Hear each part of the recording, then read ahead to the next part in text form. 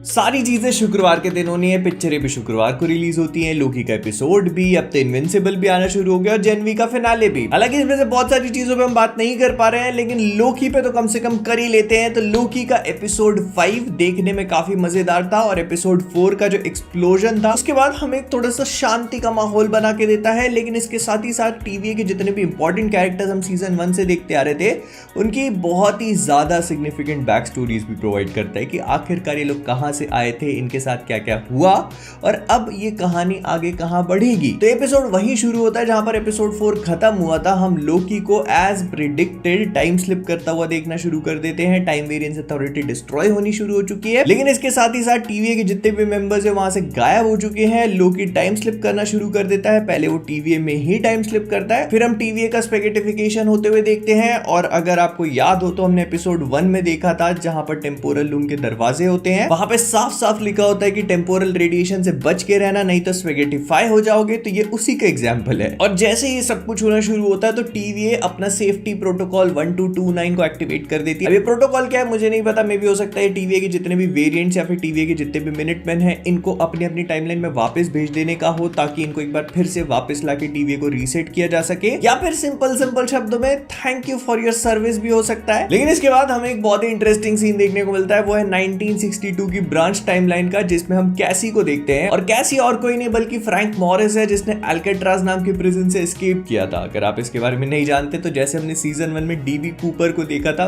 वैसे ही Frank Morris नाम का एक प्रिजनर था जिसने अल्काट्राज नाम की जो बहुत ही फेमस प्रिजन है सैन फ्रांसिस्को में, उससे एस्केप किया था। इसके ऊपर एक पिक्चर भी बनी है जिसमें फ्रैंक मॉरिस और उसके दो साथी मिलकर अल्काट्राज प्रिजन को एस्केप करते हैं और उनको कभी कोई भी ढूंढ नहीं पाया। सीजन 1 में मार्वल में डीबी कूपर लोकी बन गया, सीजन 2 में कैसी को फ्रैंक मॉरिस बना दिया। इनफैक्ट अगर आप नोटिस करोगे तो यहाँ पे कैसी मतलब फ्रैंक के साथ में दो जो और बंदे हैं उनके नाम क्लेरेंस और जॉन है, जो एक्चुअल रियल लाइफ में थे और मूवी में भी। फिर इसके बाद हमको 2012 की टाइमलाइन दिखाई जाती है और for a moment I thought कि हमको एवेंजर्स से रिलेटेड कुछ देखने को मिलेगा। मे बी ऐसा हो सकता है कि लोकी का किया हुआ कुछ लोकी को ही काटने दौड़ने लगे, लेकिन ऐसा हुआ नहीं। B-15 हमें देखने को मिली, जो कि एक डॉक्टर थी, एक बच्चे को प्लास्टर चढ़ा के उसी को बताती है कि नहीं दोबारा से नहीं करने का।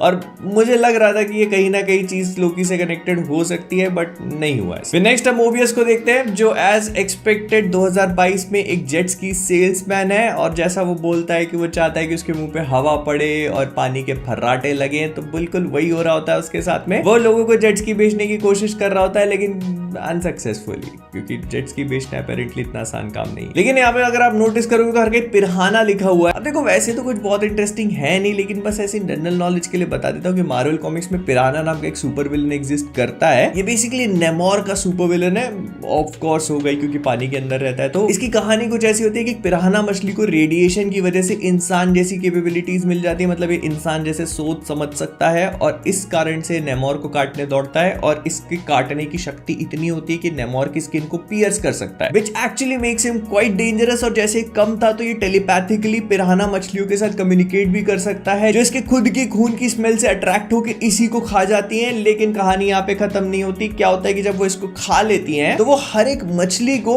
इसी की शक्तियां मिल जाती है। Now I don't know about you guys, लेकिन इस विलन को मैं एमसीयू में जरूर देखना चाहूंगा। नाउ लोकी टाइम स्लिप करके हर एक टाइमलाइन में जाता है, हर किसी से बात करने की कोशिश करता है, लेकिन किसी को भी कन्विंस नहीं कर पाता, क्योंकि किसी को भी याद नहीं है कि वो टीवी के लिए काम करते थे। इनफैक्ट किसी को याद तक नहीं है कि वो एक्चुअली में है कौन। याद कैसे होगा, वो एक्चुअल लाइफ में तो वही बंदे, टीवी में तो उनकी मेमोरी वाइप करके उनको वर्चुअल आइडेंटिटी दे दी गई थी ना। और हाँ, अगर आप लोग सोच रहे हो कि सारे लोग ब्रांच टाइमलाइन में क्यों रह रहे हैं, तो मैं आपको याद दिला देता हूँ कि ये सारे लोग वेरिएंट्स थे। और यहीं पर हम ओबी को देखते हैं, जो एक राइटर है, साइंस फिक्शन नॉवेल्स को लिखता है। लेकिन फिर हमें पता चलता है कि ओबी भाई साहब ने एक किताब लिखी है जिसका नाम है ज़ार्टन कंटिंजेंट। अगर आप नहीं जानते तो यही किताब सीजन 1 के क्रेडिट्स में हिंट करी गई थी, तो इसको लेकर बहुत सारी थ्योरीज बनाई गई थी, लेकिन इस वाले एपिसोड में क्लियर हो जाता है। तो ज़ार्टन कंटिंजेंट को लेकर मैं पहले बात कर लेता हूं। तो बेसिकली ज़ार्टन जो है वो काफी पॉपुलर कैरेक्टर है जीआई जो का। तो जीआई जो के यूनिवर्स में ज़ार्टन कोबरा के लिए काम करता है, जो उनका विलन होता है, और इसके पास शेप शिफ्टिंग की पावर्स होती हैं और उस वजह से कोई भी इसको देख नहीं पाता बहुत आसानी से। लेकिन मजे की बात यह है कि एमसीयू में भी अपने ज़ार्टन्स होते हैं, लेकिन उनकी स्पेलिंग Z से नहीं बल्कि X से स्टार्ट होती है। और उससे भी ज्यादा मजे की बात यह है कि इनके पास भी शेप शिफ्टिंग की पावर्स होती है, मतलब ये भी अपने आप को किसी और के जैसा दिखा सकते हैं। लेकिन ये जीआई जो के जार्टन से भी एक लेवल और ऊपर जाते हैं, क्योंकि जिसका भी रूप लेते हैं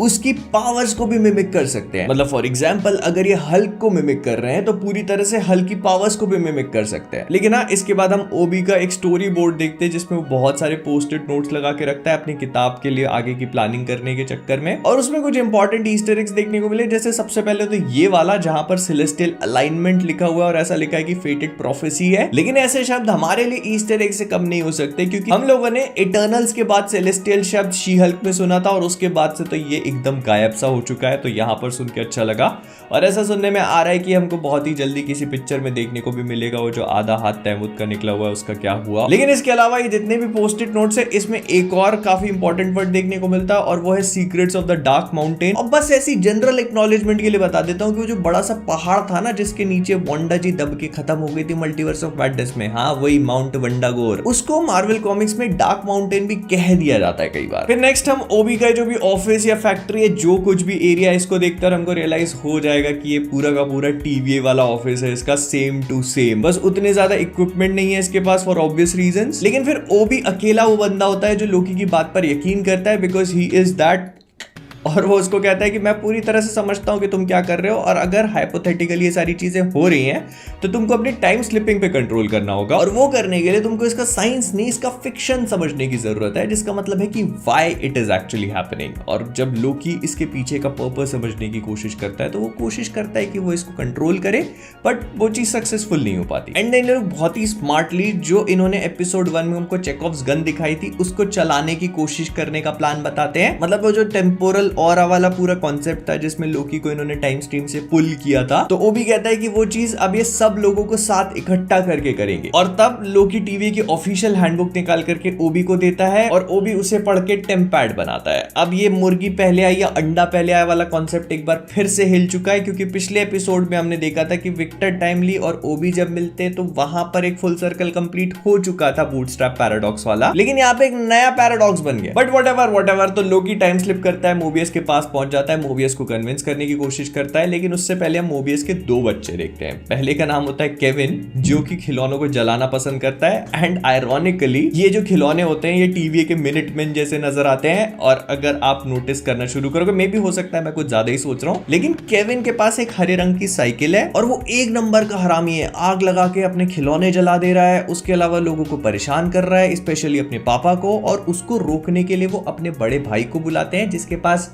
लाल रंग की साइकिल है। और जब उसको कहते हैं कि अपने भाई को अगर पकड़ के लाओगे तो मैं तुमको एक पपी दूंगा, तो वो कहता है कि मुझे पपी नहीं सांप चाहिए। अगर आप अभी भी नहीं समझ पा रहे हो तो मैं आपको बता देता हूं कि हो सकता है कि एक ईस्टर एग हो लोकी और थॉर को लेके। मतलब लोकी को ग्रीन कलर की साइकिल से सिग्निफाई किया है, थॉर को रेड कलर की साइकिल से सिग्निफाई करने की कोशिश करी गई है। लोकी छोटा भाई है, उसको शैतानी करना पसंद है, उसको लाइन में रखने के लिए इनके पापा मोबियस, जिनका नाम डॉन है, ओडिन डॉन, वो थॉर को बोलते हैं। और थॉर को सांपों से खेलना पसंद है, जो उसको एक्चुअली कॉमिक बुक्स में भी है। मिडगार्ड सर्पेंट से उसकी पूरा टाइम लड़ाई होती रहती है। क्या इसका मतलब ये है कि मोबियस ओडिन का वेरिएंट है? मैं कुछ ज्यादा ही सोच रहा हूँ। वो भी 19 महीने और एक बीवी का बलिदान लगाता है एक टेम्पैड को बनाने के लिए, जिसको बनाने के बाद ये सब लोगों को इकट्ठा करके पहुंच जाते हैं 2022 में। और जब ये पूरी फील्डिंग जमा लेते हैं तो फिर लोकी कहता है कि एक फील्डर अभी बाकी है, और सिल्वी को लेने के लिए वो पहुंच जाता है उसकी टाइमलाइन में, जिसको देखते ही वो पहचान लेती है। और ऑफ कोर्स पहचानेगी भी सही, क्योंकि सिल्वी और लोकी एक ही तो हैं। फिर ये लोग एक बार में जाते हैं जहां पर जेनियाक गेम प्ले हो रहा है। जेनियाक को हम लोगों ने कुछ एपिसोड्स पहले भी देखा था, ब्रैड वुल्फ की आवाज हम यहाँ पे भी सुन सकते हैं। और सिल्वी का मंडी रोना यहाँ पे भी शुरू हो चुका है। वो कहती है भाई देख मैं तेरे साथ नहीं जाऊंगी और तेरे पास जो लोग हैं उनको भी तू छोड़ दे। और जब वो एक म्यूजिक शॉप में बैठ के वेलवेट अंडरग्राउंड सुनना शुरू करती है तब उसको पता चलता है कि पूरी दुनिया हक्का नूडल बन रही है। तो वो पोलार्ड भैया का टेम्पैड खोल के लोकी के पास पहुंचती है और कहती है नहीं यार बचा तो लेते ही हैं। बाय द वे ये पूरी म्यूजिक शॉप वाली सीक्वेंस बहुत ही ज्यादा बेहतरीन और ट्रिपी टाइप की फील हो रही थी, and I really loved it. I mean एक तरफ शी हल्क के वीएफएक्स थे और एक तरफ ये लोकी के हक्का नूडल वाले वीएफएक्स हैं। दोनों में जमीन नहीं, एक्चुअली मल्टीवर्सल लेवल का फर्क है। और जब ये लोग डिसाइड करते हैं कि इनके टेम्पोरल ऑरास को इकट्ठा करके और इनको टाइम स्ट्रीम से पुल करेंगे, इनकी भी हक्का चाउमीन बननी शुरू हो जाती है और एक एक करके हर कोई खत्म हो जाता है सिवाय लोकी के, जिसको उसी समय पे अपनी टाइम स्लिपिंग पावर्स कंट्रोल करनी आ जाती है। उसको रियलाइज होता है कि उसकी टाइम स्लिपिंग पावर्स पे कंट्रोल करने का तरीका वाई नहीं, हु है। मतलब वो किसी कारण के लिए नहीं लड़ रहा, उन लोगों के लिए लड़ रहा है। And that is the entire glorious purpose of Loki. और उसी के साथ टाइम स्लिप करके टीवीए के उस मोमेंट पे पहुंच जाता है जहां पर सब कुछ फटने वाला होता है। फिर क्या, बस वहीं पर एपिसोड खत्म हो जाता है। इतनी जल्दी क्लोजर थोड़ी ना दे देंगे मार्वल वाले हमको, फाइनल एपिसोड के लिए भी कुछ बचा के तो रखेंगे। तो कुल मिला के लोकी का एपिसोड 5 देखने में मजेदार था। इसने काफी सारी चीजें हमें बताई, स्पेशली जितने भी कैरेक्टर्स हम टीवी में इतने लंबे टाइम से देख रहे थे, उनका बैकग्राउंड कि वो लोग कहां से आए हैं, उनके क्या क्या ड्रीम्स है। लेकिन एक बार फिर से हम वही ओरोबोरोस वाली थीम को यहां पर भी देख सकते हैं, मतलब a snake eating its own tail. हमने इस एपिसोड की स्टार्टिंग में देखा था कि टाइम लूम एक्सप्लोड होने वाला है और इस एपिसोड के एंड में भी लोकी वहीं पर आके खड़ा हो चुका है। तो ये थीम पूरे के पूरे सीजन में रिकरेंट है और आई एम श्योर कि हमको आखिरी एपिसोड में इसी से रिलेटेड कुछ ट्विस्ट देखने को मिलेगा। मे भी ऐसा हो सकता है कि ये सब कुछ वहीं पर आकर खत्म हो जहां पर सीजन 1 स्टार्ट हुआ था या सीजन 1 खत्म हुआ था। I will not be surprised अगर इस सीजन के आखिरी एपिसोड का नाम भी ग्लोरियस पर्पस हो, जो सीजन 1 के पहले एपिसोड का नाम था। लेकिन इससे एक चीज और भी है जो चेंज हो जाती है और वो है विक्टर टाइमली की डेथ। मतलब विक्टर टाइमली, जिसको हमने पिछले एपिसोड में देखा था कि वो खत्म हो चुका है, वो वहीं पे होगा, जिंदा होगा एंड उसके हाथ में वो मशीन होगी जिसका इस्तेमाल करके वो अब कुछ भी खेला कर सकता है ब्रो। तो अब आप मुझे बताओ कि आपको क्या लगता है कि विक्टर टाइमली उस मशीन को लेकर के क्या खेला कर सकता है या कुछ खेला करेगा भी या नहीं। अपने thoughts and opinions I want to know, सब चीजें कमेंट्स में बताओ। और इस एपिसोड को लेकर आपको क्या लगा, I want to know everything. With that being said, इस वीडियो को यहीं पर आप करेंगे। पसंद आए लाइक कर देना, शेयर कर देना, कॉमिक वर्स पे नए हो सब्सक्राइब करना मत भूलना। तो जाने से पहले कॉमिक वर्स से मैं हूं मोहित और आप सभी लोग एज ऑलवेज 2 मिनट में मैगी तो नहीं बन सकती, हक्का नूडल भी नहीं बन सकती, कुछ नहीं बनेगा 2 मिनट में। बस मैगी की तैयारी, किसकी बारी? संडे मैगी मस्ती।